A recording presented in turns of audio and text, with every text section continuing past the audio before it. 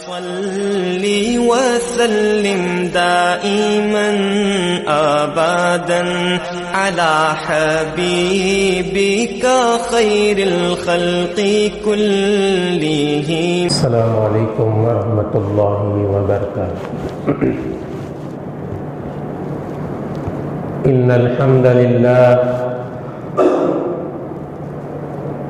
للہ رب العالمین نحمده ونستعینه ونستغفره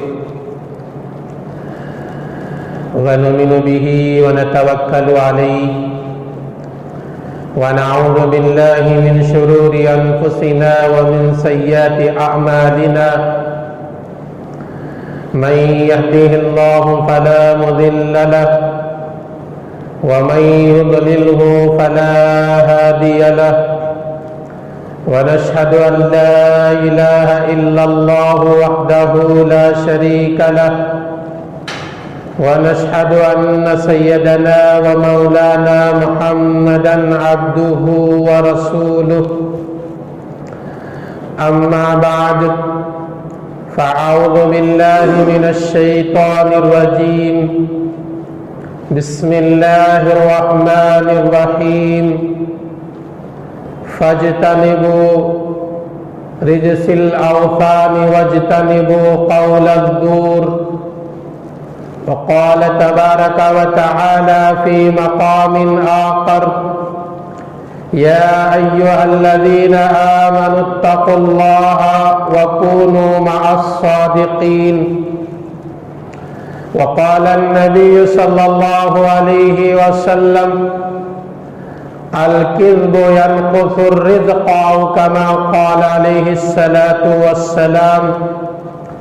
صدق الله مولانا العظيم وصدق رسوله النبي الكريم.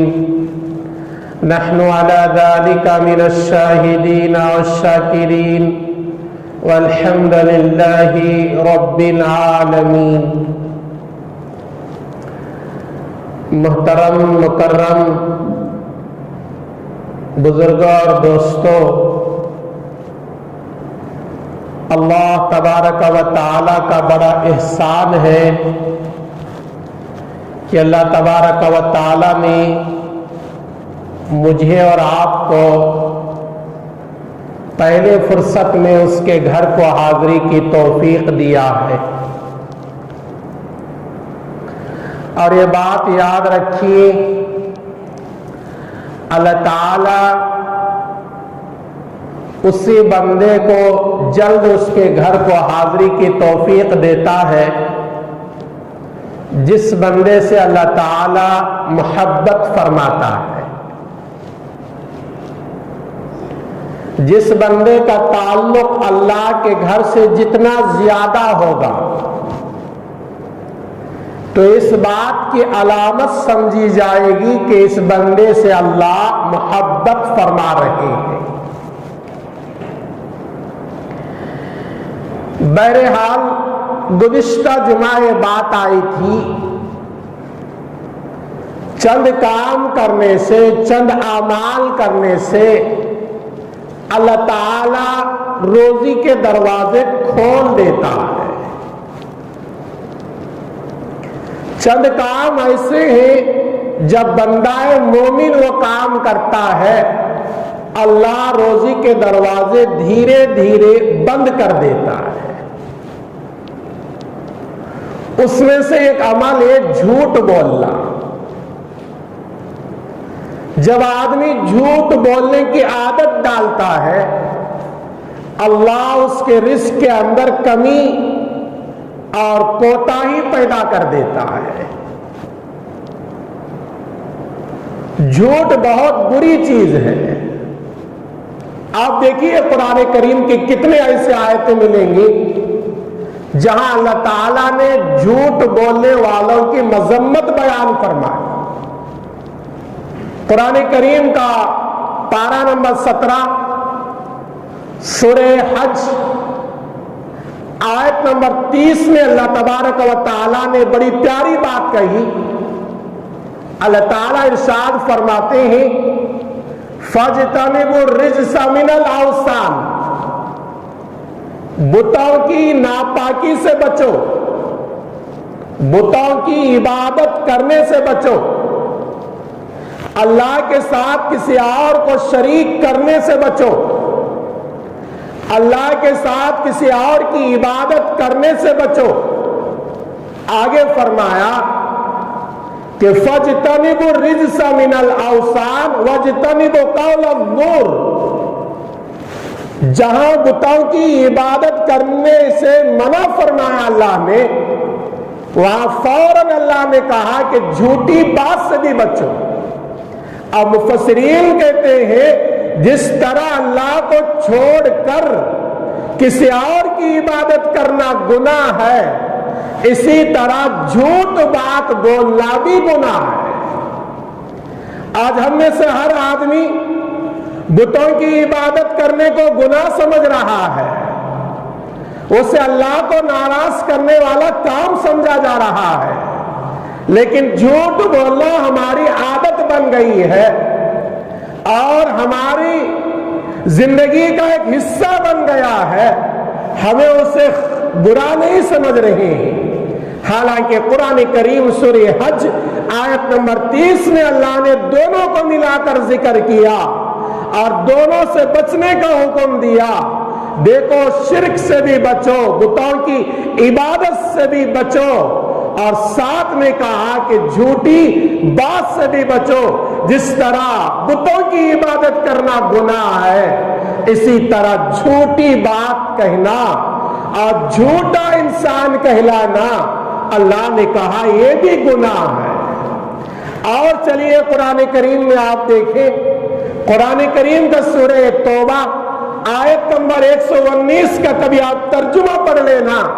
اللہ تعالیٰ سورہ توبہ آیت نمبر 119 میں یوں کہہ رہا ہے، یا ایھا الذین آمنوا اتقوا اللہ وکونوا مع الصادقین، اے ایمان والو ہمیشہ اللہ سے ڈرو، چاہے وہ دن ہو، رات ہو، تنہائی ہو، لوگوں کے ساتھ میں ہو۔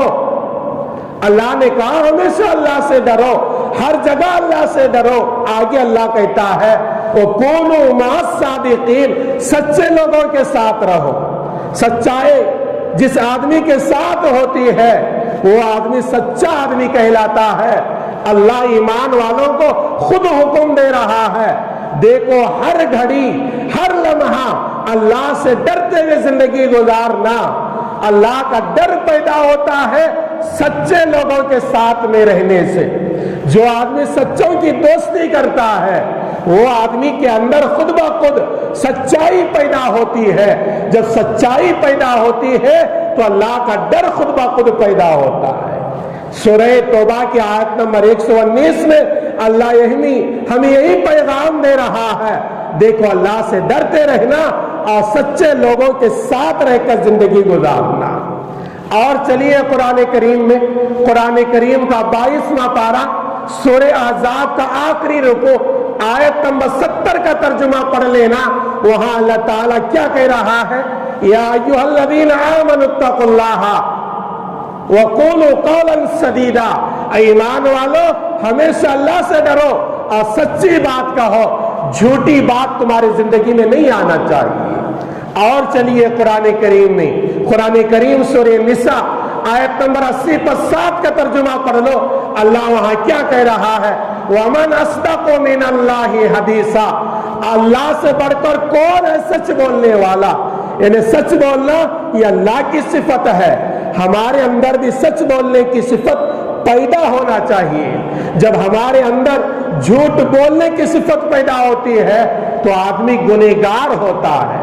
حدیث سنیے، صحیح بخاری اور مسلم میں عبداللہ بن مسعود سے روایت ہے، صحیح حدیث ہے، کوئی ضعیف نہیں، اور پورے علماء کہتے ہیں یہ بخاری کی صحیح احادیث میں شمار ہوتی ہے۔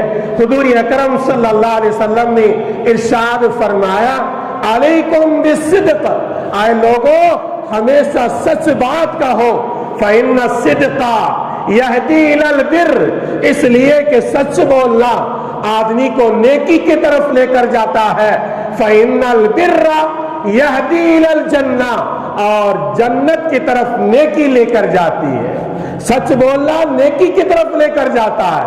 اور نیکی والا عمل آدمی کو جنت کی طرف لے کر جاتا ہے۔ اللہ کے نبی صلی اللہ علیہ وسلم بخاری کی اس حدیث میں ہمیں سمجھانا چاہ رہے ہیں، لوگوں تمہارے اندر سچا بولنے کی مادہ پیدا کرو، ہمیشہ سچ بولا کرو۔ یہ سچ بولنا آدمی کو نیکی کی طرف لے کر جاتا ہے، اور ہر قسم کی نیکی آدمی کو جنت کی طرف لے کر جاتی ہے۔ اسی حدیث میں آگے اللہ کے نبی صلی اللہ علیہ وسلم نے ارشاد فرمایا وَإِيَّاكُمْ وَالْكِذْبَ، اے لوگوں جھوٹ سے بچو، فَإِنَّ الْكِذْبَ يَهْدِي إِلَى الْفُجُورِ، اس لیے کہ جھوٹ بولنا آدمی کو گناہوں کی طرف لے کر جاتا ہے۔ فَإِنَّ الْفُجُورَ يَهْدِي إِلَى النَّارِ، اور یہ بات پکی ہے کہ برائی آدمی کو جہنم کی طرف لے کر جاتی ہے۔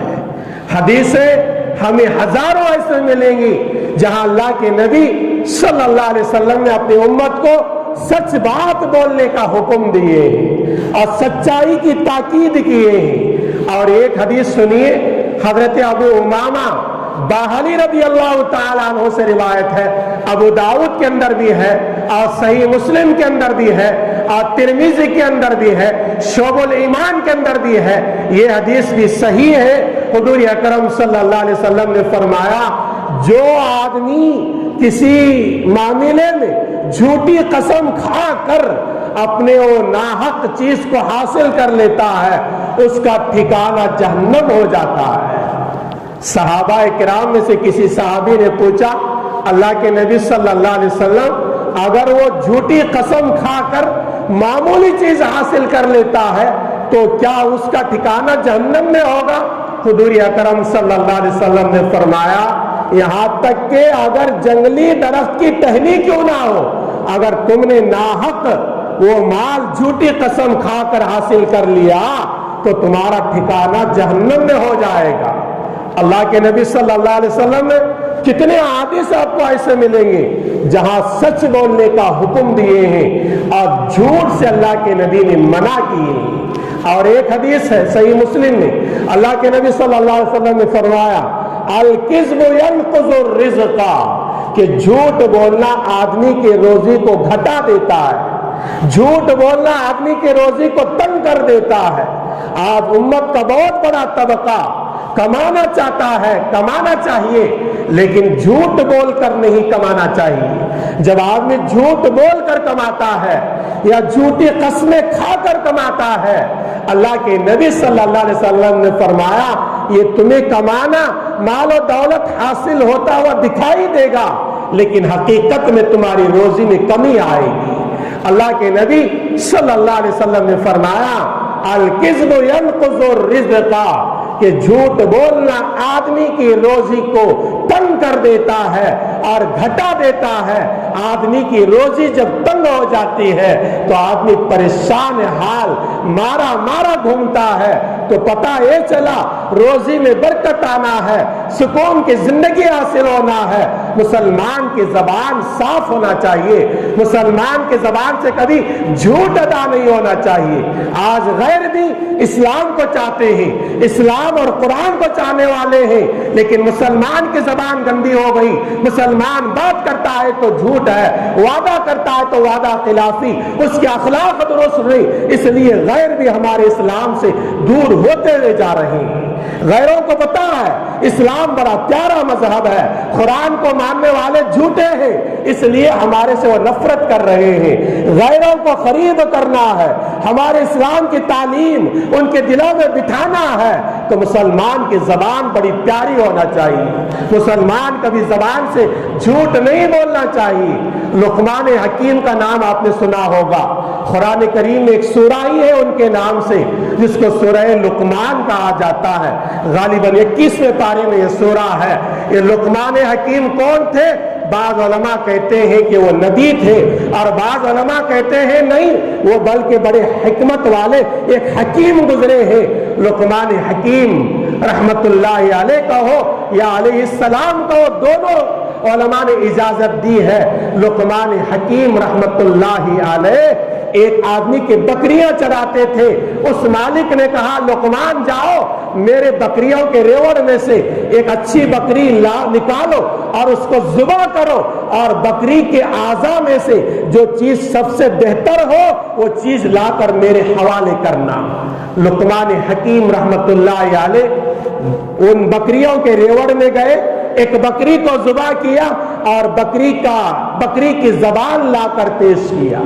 لقمان حکیم رحمت اللہ علیہ کہنے لگے میرے مالک پورے انسانی جسم میں ہو یا پورے جانور میں ہو سب سے بہترین چیز جو ہوتی ہے وہ زبان ہوتی ہے, اسے آپ استعمال کرو.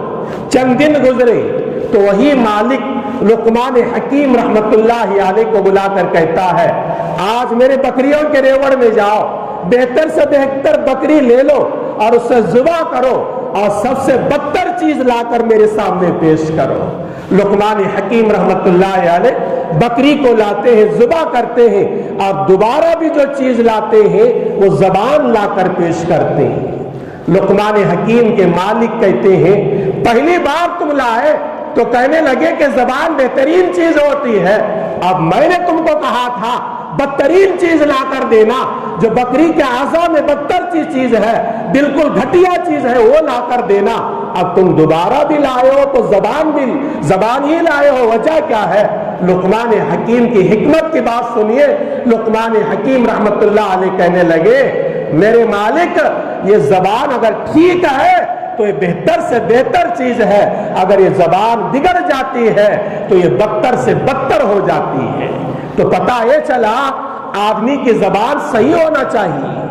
آج ہمارے زبان ہمارے جھوٹ ہی کی وجہ سے بہت بڑا غیروں کا طبقہ مسلمانوں کو بدنام کر رہا ہے, ہمارے مساجد کو بدنام کر رہا ہے, یہاں تک کہ پیارے نبی کے دین کو بدنام کر رہا ہے.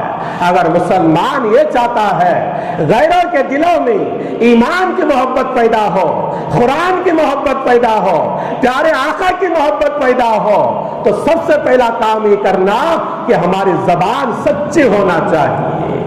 اللہ کے نبی صلی اللہ علیہ وسلم کی ایک حدیث ہے صحیح بخاری میں, اللہ کے نبی صلی اللہ علیہ وسلم نے فرمایا آیت المنافق ثلاث, منافق کی نشانیاں 3 ہیں. اذا حدث کذبا, منافق وہ ہے جو بات کرتا ہے تو جھوٹ بولتا ہے. اذا وعد اخلفا, جب بات کرتا ہے تو وعدہ کرتا ہے تو وعدے کے خلاف چلتا ہے. اذا اؤتمن خانا, جب اس کے اندر کوئی امانت رکھی جاتی ہے وہ امانت میں خیانت کرتا ہے. وعدہ خلافی کرنا, امانت میں خیانت کرنا, اور اللہ کے نبی نے فرمایا جھوٹ بولنا یہ مومن کی عادت نہیں, جس کے اندر جھوٹ ہو میرے نبی نے فرمایا صحیح بخاری کی حدیث ہے وہ آدمی منافق ہے. آج ہم بے نمازی کو گنہگار سمجھ رہے ہیں, شراب پینے والے کو گنہگار سمجھ رہے ہیں, رشوت لینے والے کو گنہگار سمجھ رہے ہیں, اور شراب پینے والے کو گنہگار سمجھ رہے ہیں, ماں باپ کے نافرمان کو گنہگار سمجھ رہے ہیں, مساجد کو گرانے والوں کو گنہگار سمجھ رہے ہیں. لیکن کبھی ہمارے دلوں میں خیال نہیں آتا میں جھوٹ بول رہا ہوں, میں بھی ایک قسم کا گناہ کر رہا ہوں. جھوٹ بہت بڑا گناہ ہے. حضور اکرم صلی اللہ علیہ وسلم نے فرمایا ایک مومن بزدل ہو سکتا ہے, ہمت ہارنے والا ہو سکتا ہے, اور ایک مومن بخیل ہو سکتا ہے, کنجوس ہو سکتا ہے, لیکن ایک مومن کبھی جھوٹا نہیں ہو سکتا. ایک اور حدیث سنیے, صحیح مسلم میں یہ روایت ہے, صحیح روایت ہے. حضور اکرم صلی اللہ علیہ وسلم نے ارشاد فرمایا 3 قسم کے لوگ ایسے ہیں کل قیامت کے دن اللہ تعالی ان سے بات بھی نہیں کرے گا اور ان کی طرف نگاہ رحمت اٹھا کر دیکھے گا بھی نہیں, اور ان کو گناہوں سے پاک بھی نہیں کرے گا, اور ان کے لیے دردناک عذاب ہوگا. صحیح مسلم کی حدیث, راوی حضرت ابو ذر غفاری رضی اللہ تعالیٰ عنہ, صحیح حدیث ہے. اللہ کے نبی صلی اللہ علیہ وسلم کیا ارشاد فرما رہے ہیں 3 قسم کے لوگ ایسے ہیں کل قیامت کے دن اللہ ان سے بات بھی نہیں کریں گے. اللہ کل قیامت کے دن جس بندے سے بات کرے یہ پہچان ہے کہ وہ آدمی جنتی ہے، اور اس بندے سے اللہ رحمت کی نگاہ ڈال کر نہیں دیکھیں گے، اور جس بندے کو کل قیامت کے دن اللہ رحمت کی نگاہ سے ایک مرتبہ دیکھ لے، یہ بھی علامت ہے کہ وہ جنتی ہے۔ اللہ کے نبی فرماتے ہیں 3 قسم کے لوگ ایسے ہیں کل قیامت کے دن اللہ بات بھی نہیں کریں گے، دیکھیں گے بھی نہیں، اور ان کے گناہوں سے پاک بھی نہیں کریں گے، ان کو دردناک عذاب ہوگا۔ صحابہ تڑپ گئے، اللہ کے نبی صلی اللہ علیہ وسلم وہ کون سے لوگ ہیں، اتنے بڑے بڑے ان کے گناہ ہیں، ان کا کیا جرم ہے، کل قیامت کے دن ان کو اتنی سزا مل رہی ہے، اللہ بات بھی نہیں کر رہے، دیکھ بھی نہیں رہے ہیں، اور ان کے گناہوں سے پاک بھی نہیں کر رہے ہیں، کون سے لوگ ہیں؟ اللہ کے نبی صلی اللہ علیہ وسلم نے فرمایا پہلے قسم کے لوگ وہ ہیں جو اپنی پیانٹ ہو، ازار ہو، لنگی ہو، ٹخنوں کے نیچے پہننے والے۔ یہ حدیث پر ہمیں غور کرنا چاہیے، ہمارا لباس شریعت کے مطابق ہونا چاہیے۔ اللہ کے نبی نے فرمایا جس کی پیانٹ، ازار، لنگی، تہبند ٹخنوں کے نیچے ہوگی، میرے نبی نے فرمایا کل قیامت کے دن اللہ اس کی نظریں رحمت سے نہیں دیکھے گا۔ آگے فرمایا جو احسان کرنے کے بعد احسان جتاتا ہے، کسی کے ساتھ میں ہم نے احسان کیا، کوئی مصیبت میں تھا ہم نے مالی مدد کر دیا، کوئی غم میں تھا ہم نے 4 بول اس کے صبر کے دے دیے، اب چند زمانہ گزر جاتا ہے تو ہمیں اسے احسان جتاتے ہیں، ہاں تیری مصیبت میں میں نے یہ ساتھ دیا، تیرے غم میں میں نے یہ تیرے جملے کہے تھے۔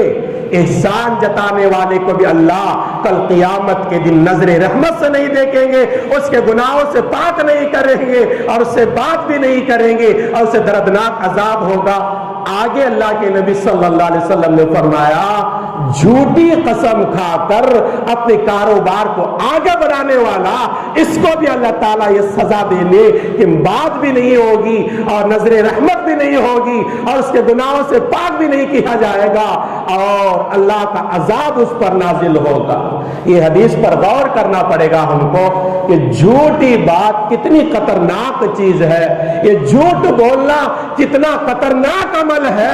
اللہ کے رسول نے ہمیں ہزاروں دفعہ سمجھائے ہیں کہ جھوٹ کے قریب مسلمان نہیں جانا چاہیے۔ حضور اکرم صلی اللہ علیہ وسلم نے ارشاد فرمایا جب آدمی سچ بولتا ہے سچائی اس کو صدیق تک پہنچا دیتی ہے۔ صدیق کہتے ہیں سچ بولنے والا۔ سچ بولنے والے کا مقام کیا ہے؟ آپ قرآن کریم میں ڈھونڈیے، قرآن کریم سورہ نساء آیت نمبر 60 پر 9 میں اللہ تعالیٰ کہتا ہے وَمَن يُطِعِ اللَّهَ وَرَسُولَهُ فَأُولَٰئِكَ مَعَ الَّذِينَ أَنْعَمَ اللَّهُ عَلَيْهِمْ مِنَ النَّبِيِّينَ وَالصِّدِّيقِينَ وَالشُّهَدَاءِ وَالصَّالِحِينَ وَحَسُنَ أُولَٰئِكَ رَفِيقًا۔ جو مومن اللہ کی اطاعت کرے، رسول اللہ صلی اللہ علیہ وسلم کی اطاعت کرے، کل قیامت کے دن ان لوگوں کے ساتھ ہوگا جن لوگوں پر اللہ انعام فرما رہے ہیں۔ انعام کون لوگوں پر ہوگا؟ من النبیین، اللہ کل قیامت کے دن نبیوں پر انعام کرے گا۔ والصدیقین، دوسرے نمبر پر فرمایا سچ بولنے والوں پر اللہ کا انعام ہوگا۔ اور تیسرا فرمایا والشہداء والصالحین، تیسرے نمبر پر شہید ہے، اور چوتھے نمبر پر نیک صالحین کا ذکر ہے۔ تو غور کرو قرآن کے اس سورہ نساء کی آیت پر اللہ نے 4 قسم کے لوگوں پر انعام کرنے کا ذکر کیا ہے، تو دوسرے قسم پر کون لوگ آ رہے ہیں؟ سچ بولنے والے۔ جھوٹ اس کے زندگی میں نہیں آیا، جھوٹی بات اپنے زبان سے نہیں نکالا، ہمیشہ سچ بولتا رہا، تو اس کے اوپر بھی اللہ انعام کریں گے۔ وہ بھی کن لوگوں سے پہلے انعام کریں گے؟ شہیدوں سے پہلے، صالحین سے پہلے۔ سچ بولنے والوں کے انعام کا ذکر اللہ کر رہے ہیں۔ پہلے نمبر پر فرمایا نبی، اور دوسرے نمبر پر فرمایا صدیقین، یعنی سچ بولنے والے۔ تو سچ بولنے والے کا مقام کتنا ہے؟ شہیدوں سے بڑھ کر ہے، صالحین سے بڑھ کر ہے۔ اس لیے قرآن کی یہ 6 آیتیں اور یہ بخاری اور مسلم کے 9 حدیثیں جو ابھی میں نے پیش کیا، اس کا پورا خلاصہ یہ ہے کہ مومن کبھی جھوٹا نہیں ہوتا، مومن ہمیشہ سچ بولنے والا ہوتا ہے۔ جس کی زبان سچی ہو وہ دنیا کے اندر بھی عزت والا ہے، اور جس کی زبان جھوٹی ہو وہ دنیا کے اندر بھی ذلیل ہے، اور آخرت کی جو لامحدود زندگی ہے وہاں بھی آدمی ناکام ہو جاتا ہے۔ ایک بات سنیے حدیث پاک کی، ابو داؤد کی ایک روایت ہے، اللہ بندے کی زبان کیسے پاک رکھتا ہے، اب دنیا میں آ کر بندہ اپنی زبان کو کیسے گندی کرتا ہے، اس حدیث سے ہمیں سمجھ میں آ جاتا ہے۔ حضور اکرم صلی اللہ علیہ وسلم ارشاد فرماتے ہیں، جب بچہ ماں کے پیٹ میں رہتا ہے اور بچہ جب 3 یا 4 مہینے کا بن کر اس میں روح ڈال دی جاتی ہے تو بچے کو ماں کے پیٹ میں غذا کی ضرورت پڑتی ہے۔ ماں کا پیٹ اندر وہ باندھا ہوا ہے، اس کے اندر وہ لپیٹ دیا گیا ہے، اور وہاں غذا خدا پہنچاتے ہیں۔ کیا پہنچاتے ہیں؟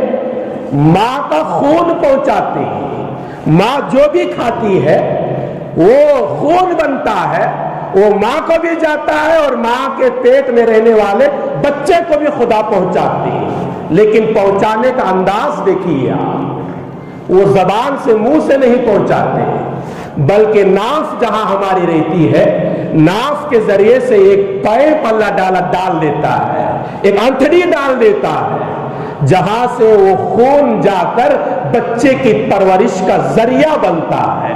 حضرات علماء کہتے ہیں اگر اللہ چاہے تو منہ کے ذریعے سے بھی وہ خون پہنچا سکتا تھا، اللہ کے لیے کوئی بھاری بات نہیں تھی، لیکن اللہ نے خون جیسے ناپاک چیز کو بچے کے زبان کے ذریعے سے ماں کے پیٹ میں نہیں پہنچاتا، بلکہ ناف کے ذریعے سے اللہ انتظام کر کے بچے کو پہنچا کر یہ بتاتا ہے، اے میرے بندے تو دنیا میں جا کر میرا نام لینے والا ہے، میرے نبی کا نام لینے والا ہے، میرے قرآن کی تلاوت کرنے والا ہے، میرے نبی کے طریقے پر چلنے والا ہے، اور میرا ذکر کرنے والا ہے، میرے قرآن پر عمل کرنے والا ہے۔ تیری زبان ماں کے پیٹ میں گندی ہو گئی تو میرا نام لے کر تجھے کوئی فائدہ نہیں۔ اس لیے اللہ ماں کے پیٹ میں ہماری زبانوں کو ماں کے پیٹ کا خون وہ زبان اور منہ کے ذریعے سے نہیں پہنچاتا بلکہ ناف کے ذریعے سے پہنچاتا ہے، تو وہ خدا جہاں وہاں غذا کا انتظام ناف کے ذریعے سے پہنچا کر ہماری زبان کو پاک رکھا، ہم دنیا میں آ کر چند روپیوں کے لیے، چند شہرت کے لیے، چند دن کی زندگی کے لیے یہ زبان کو کیوں ناپاک کرے؟ یہ زبان کو کبھی مسلمان ناپاک نہیں ہونا چاہیے۔ مسلمان کی زبان کا مقام ویسا ہی ہے جیسا قرآن کا ورق ہے۔ قرآن کا ورق ہم احترام کرتے ہیں، اس کا بڑا اکرام کرتے ہیں، تو مسلمانوں ہماری زبان بھی قرآن لکھا ہوا ایک ورق کی طرح ہے، ایک پیپر کی طرح ہے، اس زبان کو گندی نہ کرو۔ کوئی بھی مسلمان جس میں قرآن لکھا ہوا ہے اس پیپر کو لے کر گندگی نہیں نکالتا، اس سے گندگی صاف نہیں کرتا، وہ کتنا ہی بے نمازی کیوں نہ ہو، وہ کتنا شرابی اور کبابی کیوں نہ ہو، یہ کام کوئی مسلمان نہیں کرتا۔ تو ہماری زبان بھی قرآن پڑھنے والی زبان، اللہ کا نام لینے والی زبان، نبی کا نام لینے والی زبان، صحابہ کا نام لینے والی زبان، اولیاء کا نام لینے والی زبان، خطب ابدال کا نام لینے والی زبان، اس زبان کو جھوٹ بول کے غیبت کر کے ناپاک نہ کیا کرو۔ اللہ سے دعا فرمائیے اللہ تبارک و تعالی ہم تمام حضرات کو کہے اور سنے ہوئے باتوں پر عمل کی توفیق عطا فرمائے۔ آمین۔ السلام علیکم ورحمۃ اللہ وبرکاتہ۔